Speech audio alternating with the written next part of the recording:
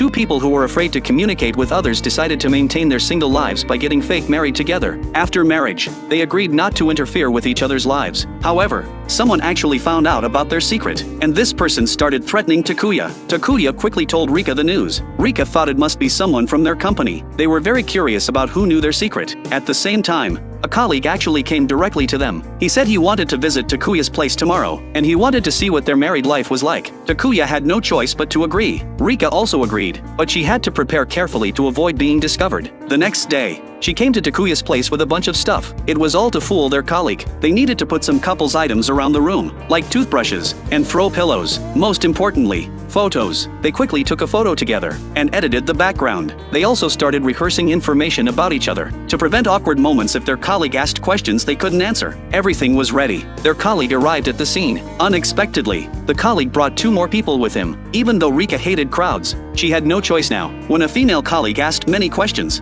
Takuya couldn't answer. Rika would suddenly interrupt and change the subject. Their colleague was very envious of Takuya. He kept asking him for advice on how to get married. He also said marriage was wonderful, but Takuya didn't know how to answer him either. After their colleagues left, they started changing how they addressed each other to avoid suspicion. Takuya also called Rika by her name for the first time. Both seemed a bit nervous, but they didn't understand why people got married. They didn't know if marriage was really wonderful. They only knew they each had things they liked. The two also began to understand each other better. When Rika went home, she didn't know why her heart was beating so fast. This was the first time this had happened. The next day, their boss assigned the most difficult client to Takuya. The client was a model. She loved flirting with men. Their boss thought that since Takuya was married and an honest man, he wouldn't be tempted. Meanwhile, Rika went home and started looking at maps. She wanted to see what Takuya's hometown looked like. She imagined herself visiting his hometown. She thought it was very beautiful. On Takuya's side, he began meeting with the client. As soon as the woman saw Takuya, she immediately ditched her manager. She dragged Takuya away. When Rika found out at the company that Takuya was meeting with this client, she actually felt a bit worried.